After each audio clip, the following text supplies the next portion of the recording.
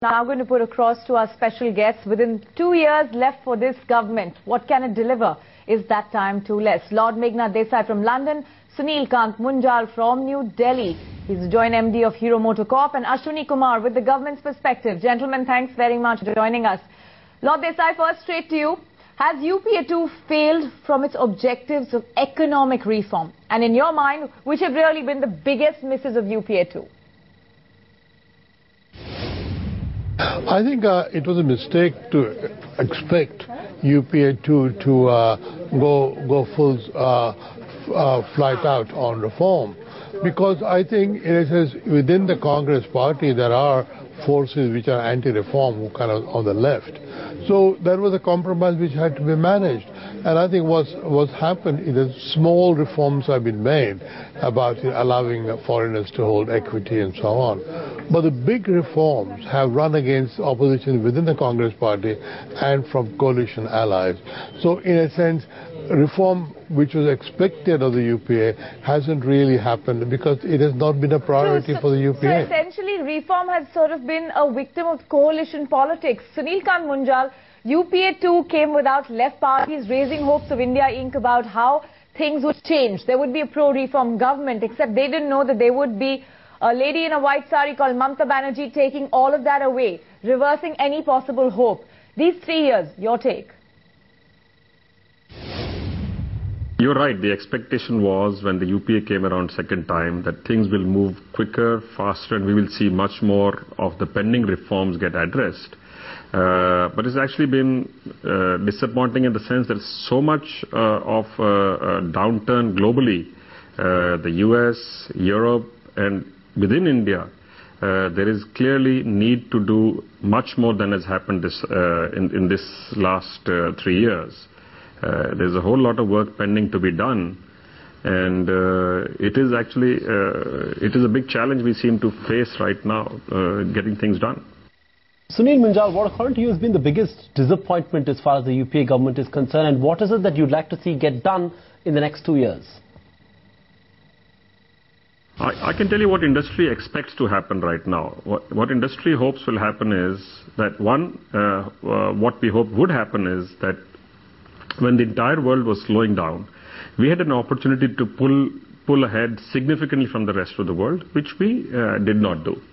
So in some sense, that was a lost opportunity. While we are doing better than most others, but we were not able to widen our gap or build up more on what we could have. We have a whole lot of issues pending which needed to get done, things like implementing GST, implementing reforms in agriculture like APMC, implementing reform in some of the pending foreign direct investments, some provident fund and pension issues.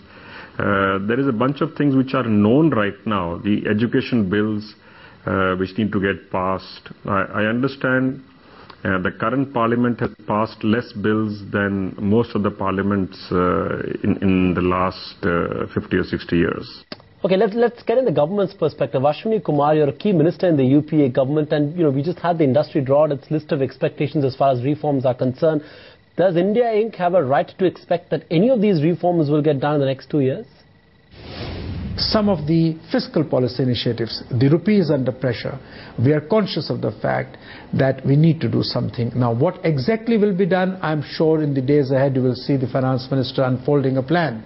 But please don't forget, at the end of the day, we have succeeded in becoming the 10th largest economy of the world today and 3rd largest in terms of purchasing power parity, ahead of Japan. We are more than $1 trillion economy. We remain integrated with the global economy, and we are not therefore unaffected in a negative way by what is happening in the Eurozone and what is happening in America. The slow recovery of America has impacted us. So therefore there are certain things that are within our control which we have to do and we will do. But there are certain things which are not within our control, and we have to meet the challenge as they confront us. That's right, but much of the reform, Mr. Kumar, that you talk about has been more about getting political consensus rather than having economic road ahead. I think it's at the end of the day boiled down to why can't politicians just give it a green signal? In many ways, that's the question I'd like to put to Sunil Kant Munjal. Sunil, really the political climate, that's your biggest concern? No, this is exactly what I'm saying. I'm not blaming the government alone.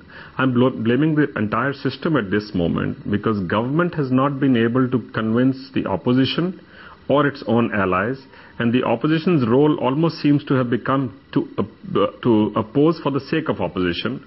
And so building consensus on even major issues which are known to be good for the country are not happening. And that is creating a huge pushback today for the economy, for industry, for growth, which we all need at this moment. So I think that is disappointing. All right, let's get to GST, Lord Desai, because, you know, let's pick up some of the reforms that the government came on with a lot of gusto but quite didn't deliver. GST, that does not have the states coming to a consensus. That could be a game changer for us. Well, I think in a sense, quite a bit, but the delay in this respect is not unusual, because this is one of the toughest center state thing to settle, because the states are very worried about losing sources of revenue, and they're waiting for a large amount of compensation. For some reason, Pranab Mukherjee has not been able to get them together, but I think that is the most likely thing to happen within the tenure of the UPA2 before the elections in 2014. Lord Meghna Desai, the other reform is, of course, FDI and retail. And sitting in London, I'm sure a lot of foreign investors must be telling you, when is the retail going to open up? No progress made. Is that a critical reform that needs to go through? My hunch is that once the presidential elections are over, then there are no more IOUs to be paid. And they may just go for it because it doesn't require parliamentary approval. It's an executive decision.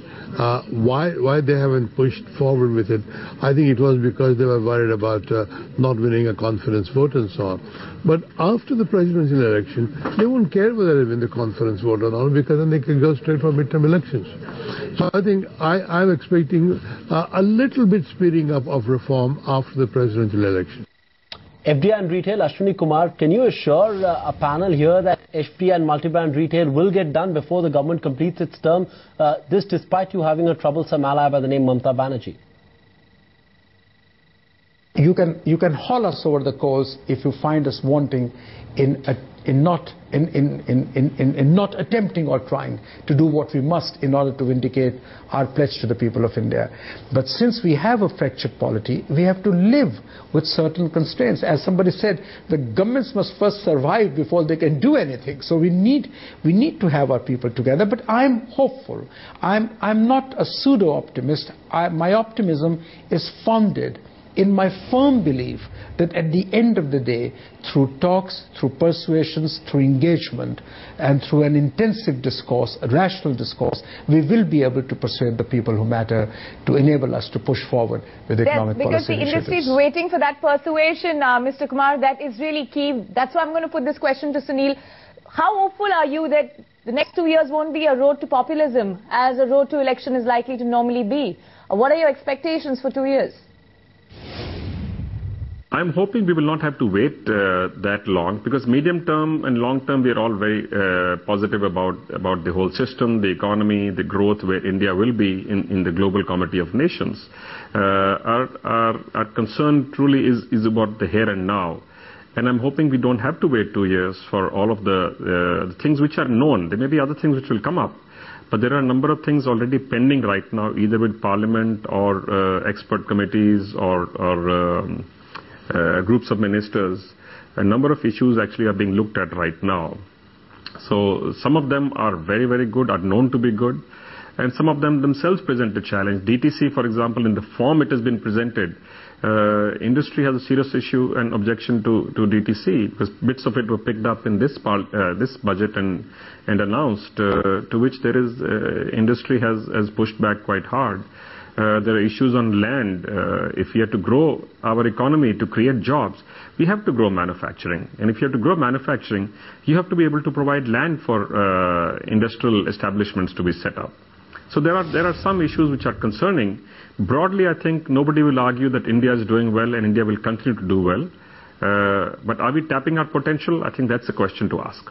That indeed is, and that's the point that I'm going to raise with Ashwini Kumar. With 2 years to go for those general elections, Mr. Kumar, will politics overtake more than it has so far, overtake economics? And really, is that what you're going to focus on as a government?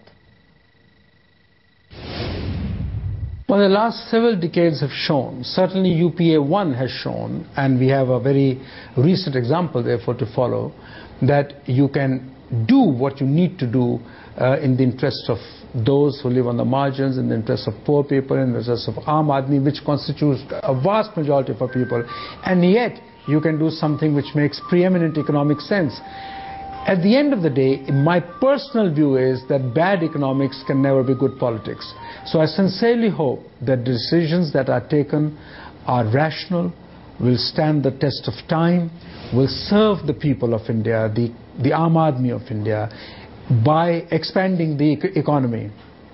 Bad economics can never make good politics. I do hope some of your allies are also listening to that, Mr. Ashwini Kumar. But Sunil Munjal, I'll let you have the last word, because, you know, many observers believe that UPA 2 has also seen widening of a trust deficit between industry and government. India Inc. seems to be under a lot of scanner. Would you agree with that view? You see, the best growth always comes when different parts of the nation start to pull together. We've seen this earlier. When industry and government worked together, many of the reforms happened quickly, the implementation of those happened quickly, and the result was visible quite quickly. So whenever this partnership doesn't work in complete unison, that's the only time we see challenges and friction coming up. And we are seeing some of that right now. And clearly there seems to be lack of understanding, for which there is no apparent good reason, because more than anything else, we need all sections of society right now to be pulling together: civil society, industry, government, and the people at large. Because we do have a common interest in growing the nation's economy and meeting the big challenges of poverty and education and healthcare.